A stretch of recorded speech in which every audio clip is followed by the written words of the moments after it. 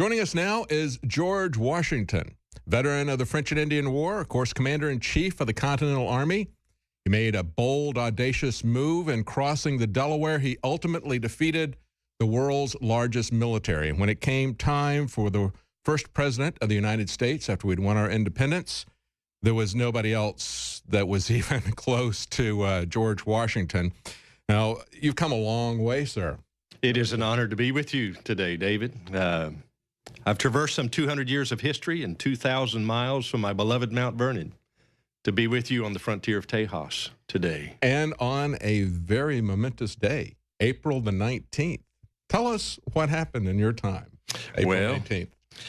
It's interesting. There was a place called Lexington, and there was a man named Jonas Clark that stood in the way of the Redcoats. Didn't call them the British were coming. We were all British. But the Redcoats were coming, and they were in the lawn of the church there in Lexington where the road split. Now, you would think the parson of that church would be upset that the war, the shot heard around the world, took place in the backyard of his church, except that parson was Jonas Clark, the head of the militia. That shot heard around the world was due to the fact that those Redcoats were going to Concord. And I'm sure you know why they were going to Concord. Yes. To confiscate the arms and ammunition of the Patriot cause. And so the shot heard around the world was actually over gun control. Yes. We need to understand our history. We need to know where we have come from. I have been updated some by your staff, and I understand that there's been an attempt to stop the importation of assault rifles. Is that correct? Yes, yes. Things that would be used by the military. Yeah, absolutely. Well, I would like to present you with one of those assault rifles that has been banned by the government, if you don't mind. Yes, I'd love to have that. This assault rifle was banned for importation in 1773 by the government because they wanted to control us, the people. And so I would like to present that to you. Well, that's a nice piece. To remind, again, a forgetful nation of the legacy of faith and freedom that has been left to us as a nation. And so that's why I have come. I've also understood that, as they have updated me, that there was a fiery explosion. Yes. As Muslim terrorists tried to interrupt our world trade, just as a new president had taken office. Is that true? We understand. We're still trying to get information about that, but that is something that we all know happened. We don't exactly know at this point. It's not been made public who was behind it, but yes, some Muslims were. I can shed some light on that. Okay. That new president was Thomas Jefferson. Oh. The year was 1801, and that fiery explosion was the USS Intrepid in the harbor of Tripoli on September the 8th. Oh. September the 8th. Oh. We must know our history. Yes. We must know from whence we come. That was the first war that our young nation was in, and it was against Muslim terrorists. Who were blackmailing the United States, taking over ships. We had no significant navy, and so they were actually taking Americans prisoner and making them slaves. In my time, we have some Arabs who think that they can blackmail the United States with information about our own. Nothing has changed. That's right. Nothing new under the sun. That's right. Now, you are a large man. What, 6'2", 6'3"? Oh, yeah. History says 6'2" to 6'4". Yes, yes. And one of the best horsemen in the country, according to Thomas Jefferson. Well, I am humbled by that title, yes, but I do enjoy my horses. A man of great physical strength. Understand that you could I am humbled. Crack nuts with your bare hands. If hungry enough, yes. Yes. And you got fairly hungry at Valley Forge, didn't you? Oh, yes. Those were some dark days, some very dark days. Now, you talked about April 19th and the pastor who was head of the militia there. Yes.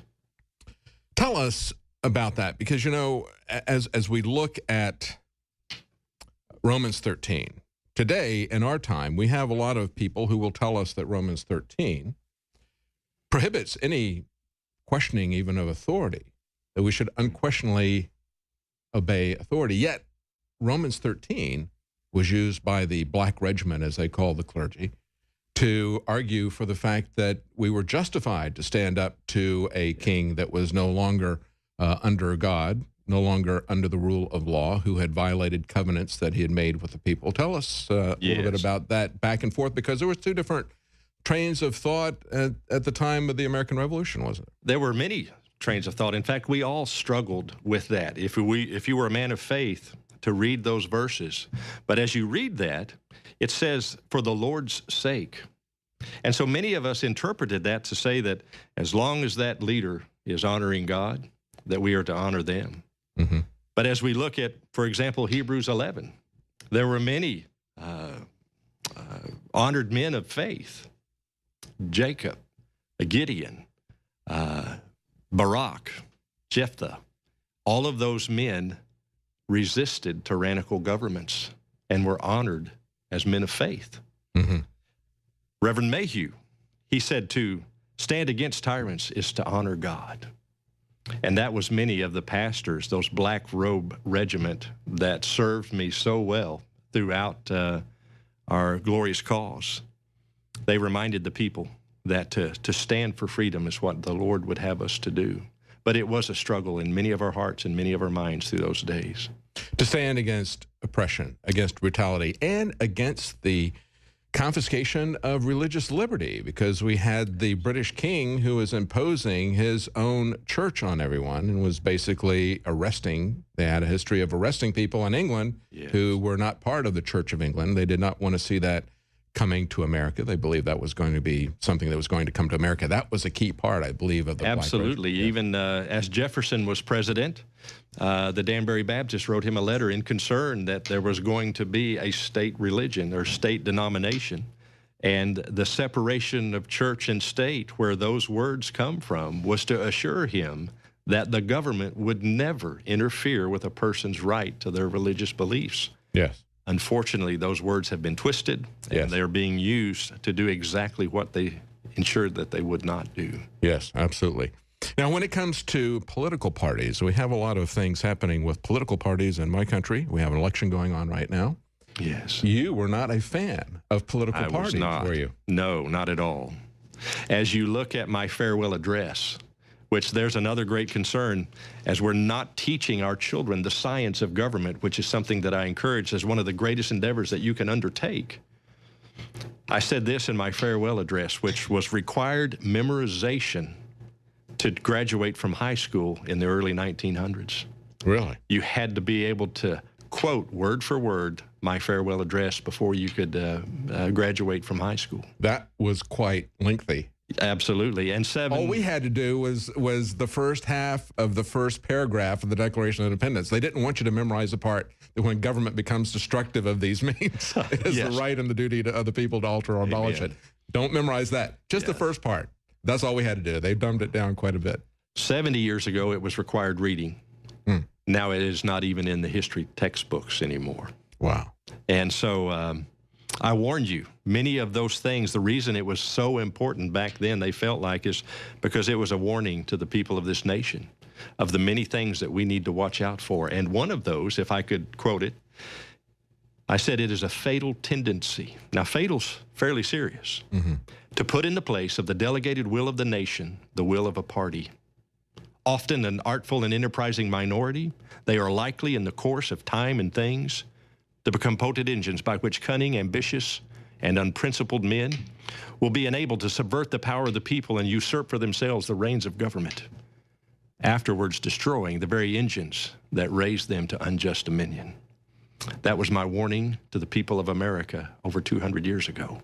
And we have seen the fruit of that happen as we see cunning and artful men use these political parties to seize and retain powers and to keep, once they establish their parties, to keep others from establishing competing parties, even to that degree. That's the kind of control that we have seen evolve out of that because we don't heed the warnings of George Washington.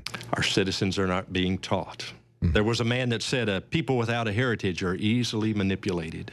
That was Karl Marx. And as we look at our nation today, our children are not being taught our history. It's a revisionist history. We, the Founding Fathers, were terrorists. Yes. Stay with us when we come back. We're going to talk to the man who brought George Washington to the present, and he didn't do it in a DeLorean or a police box. We're going to talk to Mark Collins when we come back. Stay with us.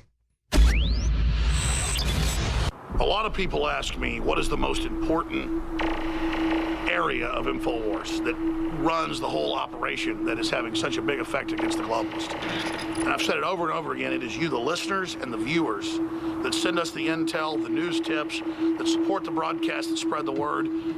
You are 90% of the operation or more. You don't stand beside us, you stand at the heart of InfoWars. When I talk about the people at InfoWars, from customer service, the shipping department, being just as important as our anchors, our researchers, our investigative journalists, and myself, it's absolutely true. Without this team that we've built over the last 20 plus years, we wouldn't be able to do any of what we've been doing. And that's what's so exciting, because we finally built up to a point where we now have the launch pad. Introducing AutoShip for InfoWarsLife.com, a new way to save time and money when you stock up on InfoWarsStore.com products. Again, ladies and gentlemen, when products are sold out, you're unable to get them, sometimes for months, but we hold back the products for people that have already signed up for AutoShip. When you choose AutoShip before checkout on your order at InfoWarsStore.com, we'll give you 10% off and give you guaranteed delivery of out-of-stock products that are on your AutoShip list. Plus, we're giving you free shipping on all orders above $50. Listeners have been requesting this for years because it's so easy to forget to reorder the products when you need them each month. Now it's finally here. AutoShip at InfoWarsStore.com and InfoWarsLife.com. It's easy. Go to InfoWarsStore.com, select your favorite product, click on the AutoShip, and choose how often you want us to send you another order. As you know, I coined the term 360 win, and with the new AutoShip feature at InfoWarsLife.com, it's a sure win. You add to that free shipping on orders of $50, it is a can't lose. Visit InfoWarsStore.com and save 10% off on your next InfoWars Life order by selecting AutoShip at checkout, and get free shipping on all orders above $50. That's InfoWarsStore.com, or call toll-free 888-253-3139.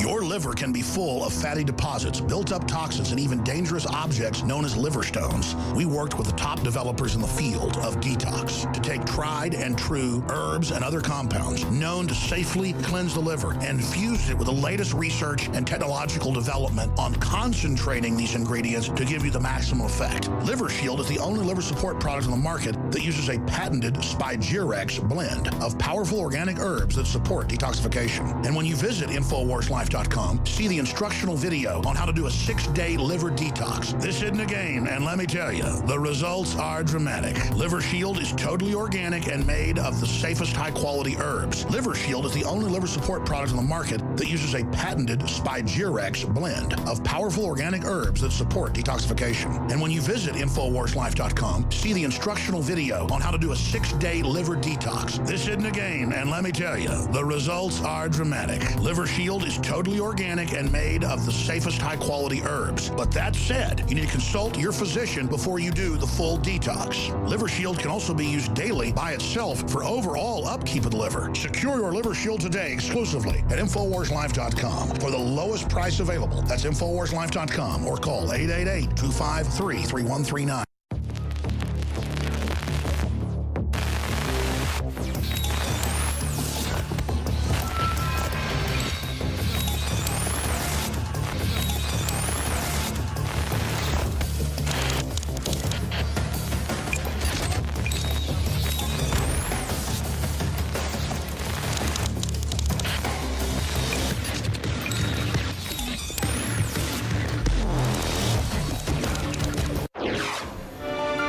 Welcome back. We've been talking to George Washington, and of course on this April the 19th, he presented us with an assault weapon, an original assault weapon.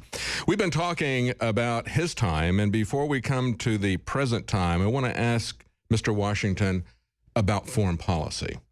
We have a situation today where we are very much involved in Europe and all around the world, but that was something you had warned America about.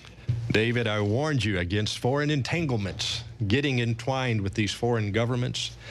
We paid a price. France helped us greatly, but they began to delve into our business, if you will, and it caused a lot of angst among the colonies for a long time. And so I cautioned against it. And here I see today, for example, the United Nations, I believe you call it. It's everything but. Yes. As I have observed what I've seen and heard.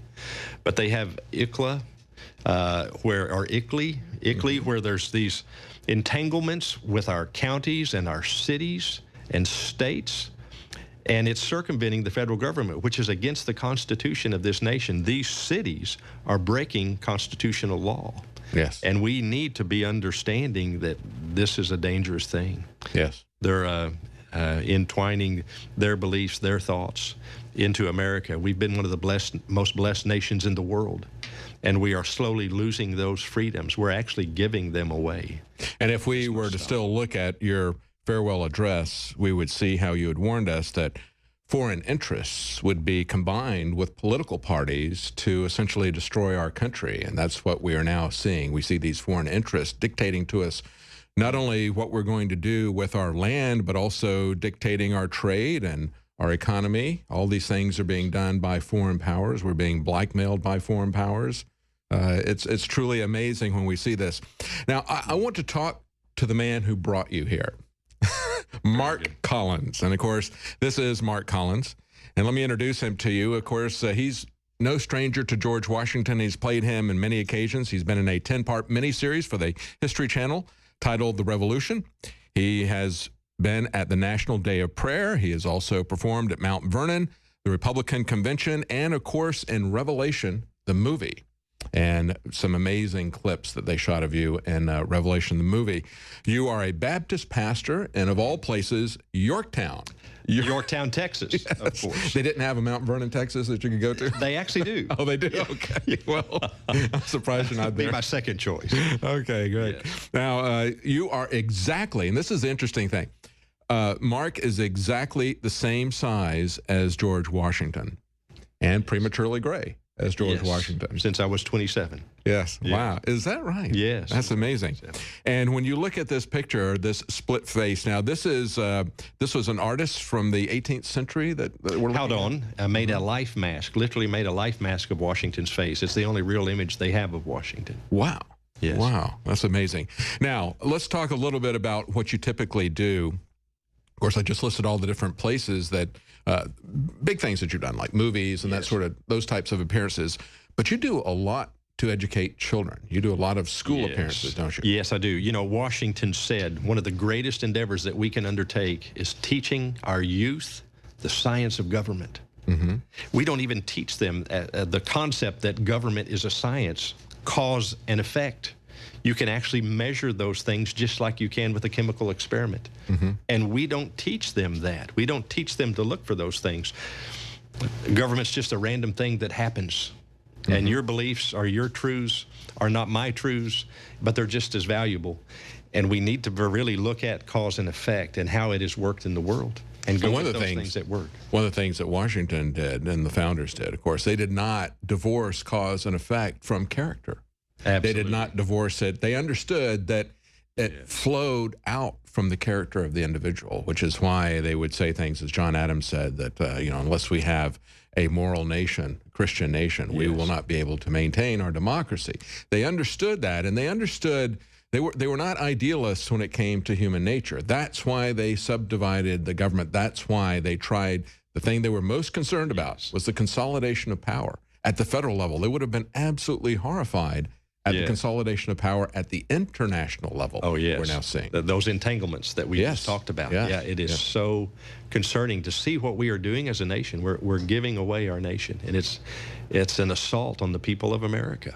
And now, you go and talk to a lot of school classes. You told me that you'll ask them in advance questions that they have for George Washington. I would imagine if they even know this anymore, the only two things that they would know about George Washington, and maybe those are even too esoteric in our current environment for the schools. Maybe they don't even teach them about the cherry tree myth or the wooden teeth issues, right? Yes. I imagine that would be the only two things they think they know about George Washington. Yes. Not being true, of course, right? Yes, yes. For the record, Washington said he never knew that cherry tree. There you go. So, yes, and of course his teeth were not wooden. Mm-hmm. That's an interesting story in the fact that Stewart was a portrait artist that had been commissioned by Martha to paint the general, as she called General Washington. And as he did it, Washington's actual dentures, which were made out of lead bases, if you can imagine, were some of his own teeth, hippopotamus ivory, and cow's teeth. Ah. They're on display at Mount Vernon. If I would have lunch after you see those, because they're not pretty. Horrific. Yeah. And I've read that his teeth, which he, again, not wooden teeth, but the dentures were so bad, and he complained about them so much that it distorted his mouth, make it difficult for him to talk. It made him a bit more reticent in later years than he would have been, perhaps more engaged as some of the other founders were, like Jefferson or Adams. Possibly pulled him back with, and limited his influence somewhat. He was known to distance himself from many people. He had very few in his inner circle. If you ask his peers who was his greatest confidant, it would be Billy Lee, a slave. That you mentioned that Washington was known as the best writer in Virginia. The second part of that sentence was always, and Billy Lee was second best. Really? And they would hunt together. There's actually in Washington's journal where they hunted 17 days in a row. The two of them. Can you imagine fox hunting together with a slave? Yeah. But they considered, those that observed said he was closer than anyone else. On Washington's deathbed, of course, everyone wanted to come and see him. The only person allowed in the room besides family was Billy Lee. Is that right? Isn't that interesting? Yeah. And that, in fact, you see the portrait of Washington on his deathbed, and you'll see a black gentleman kneeling at the end of the bed, and that was Billy Lee. And he freed all of his slaves at death. That's it. He put it in his will that all of his slaves were to be educated and then freed. Wow. Which was very unusual. And that's the thing, too. You know, when we look at the founders and we look at the issue of slavery, as Jefferson said, they had a tiger by the tail. They didn't really know what to do about it. Yes. At that point in time, when I go back and I look at the people, the wealthy people, the plantation owners, like the founders who had slaves, they had not it was a relationship like you just described. It was, for the most part, they were not hateful of the slaves at all. They were patronizing of the slaves. And so they would look at him and say, well, I can't release them because they wouldn't be able to survive in this society. So they actually created Liberia to repatriate the slaves, give them freedom, and say, we're going to put them somewhere where they'll be able to not be oppressed by other people. So there was that kind of patronism that we saw there. But I think the real hatred that you saw, it came during Reconstruction in the South, and basically looking at my understanding of history as I look at that. But it is very interesting to look at that complicated history that we see there. Yes. We've got 1 minute left. Tell us a little bit about the new movie, Revelation, that you were in. Oh, it's very exciting. Chuck and Anita Untersea, who is the producer of that film, approached me looking for a Washington, and it was amazing. I knew a lot of our history, our past, but I really didn't know where we were, that we were that frog in a boiling pot with Agenda 21 and a lot of these other things that are coming at the American people so fast and so furious, and most Americans have no clue. It is an excellent documentary. I saw it this weekend. If you haven't seen this movie, we're going to make it available when it comes. Hopefully, it's going to get a national theatrical release. It's in Houston. If you're in the Houston area, and I know that right now they've had massive floods, so it's going to be difficult for people to get to the movies. But if you can, it is something to see. It gets a tremendous amount of information out there. And Chuck Untersea did a fantastic job of editing. He's got so many different sources, and he intermixes their stories together very quickly in a way that I think few documentaries do. I think it's going to be a riveting experience for people, and it is going to expand their understanding of truly where we are.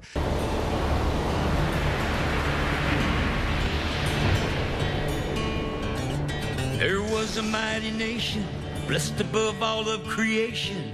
It was a rare and precious pearl,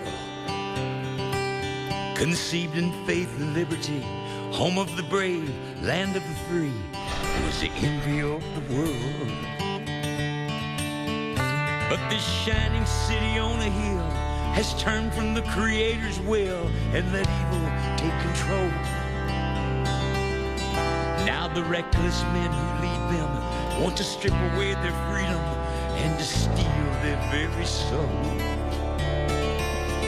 Now it's smoke and mirrors, switching bait, criticize and confiscate and let the guilty walk away. What difference at this point does it make? In this once righteous, godly nation, in the halls of education, they forbid a child to pray. Our society is moving towards Marxism. They say we need to spread the wealth. They pretend to guard the health of the feeble and the poor.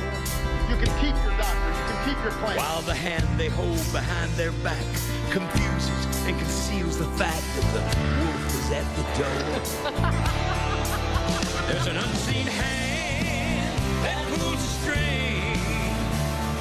It makes his little puppets dance to every song he sings. As the night rolls in on a rising tide, look beyond the shadows, behold a pale horse ride. Something's wrong. We all know. They claim to seek a new world order, nations without borders, but don't believe the lie. Even in this wealthy nation, it could come down to starvation in the twinkling of an eye. They tell us there will soon be peace, our lives will be an endless feast, but they lead us toward the dark. In the distance, sabers rattle, and the armies train for battle as the beast prepares his mark. There's an unseen hand that pulls a string and makes his little puppets dance to any song he sings. As the night rolls in on the rising tide, look beyond the shadows, behold a pale horse ride. The nation has been hijacked by international forces. The dark side, bent on global governance.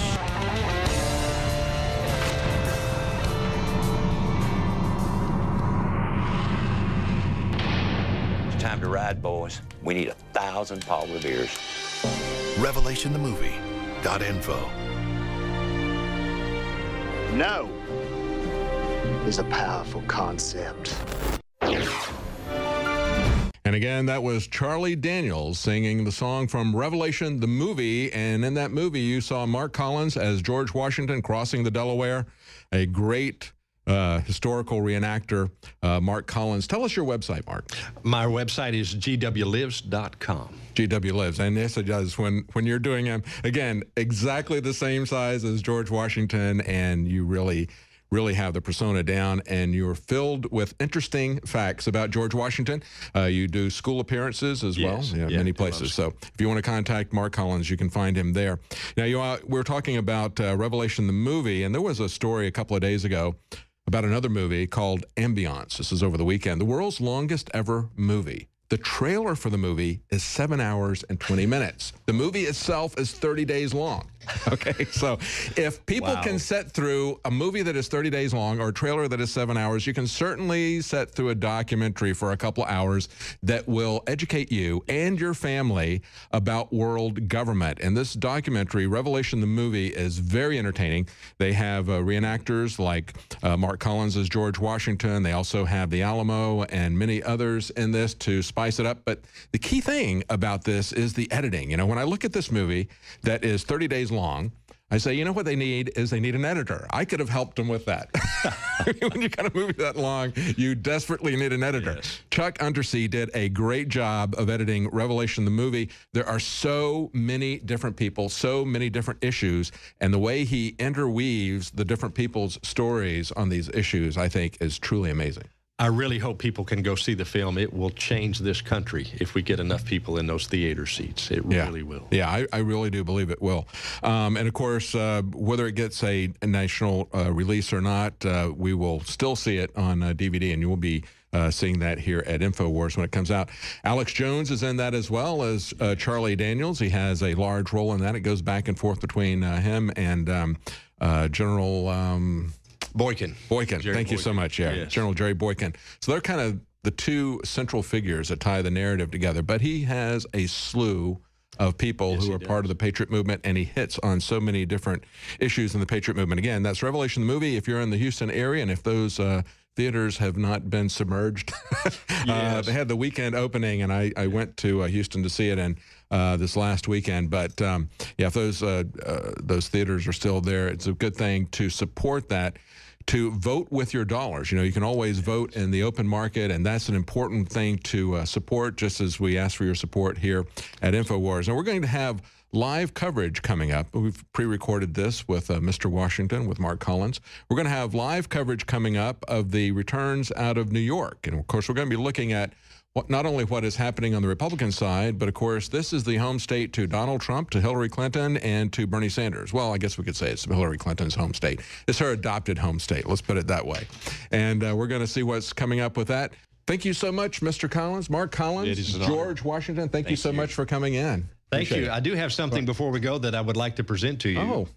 This is a picture of me at Valley Forge. Wow. And it has what is considered Washington's life motto, not words but deeds. And David, I feel like you and here at InfoWars, that you guys portray that better than anybody.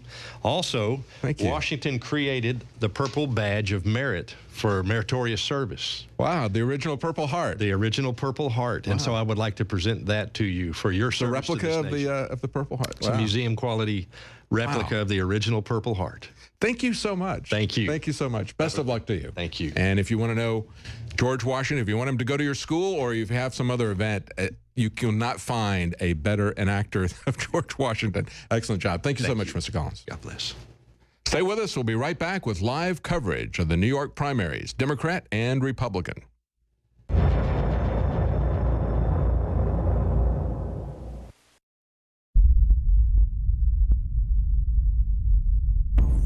First things I remember are frosty Carolina mornings with a cheery fire crackling in my mama's big black wood cook stove.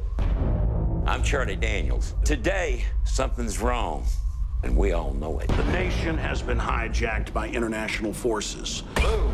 I got shot through the shoulder. My first thought was, damn, that hurts. Even Hollywood couldn't make up stuff like this. The people of the world are waiting for Americans to wake up. We, the people, have the right to keep and bear arms. The average citizen is photographed 300 times per day. The fence ends right here. Beheadings, beatings, torturing, burning people in barrels. Is indicative, I think, of their confidence now that it doesn't matter if this is open. We have so much power here that they can't take us down. The biggest stumbling block to this plan is the United States of America. Why is that? Because we have a tradition of individual freedom and liberty. We have to protect America and the American way of life first. World government is only the beginning. The cock has crowed, friends. Denial will not stand. Once they have control, they plan on absolutely dehumanizing humanity.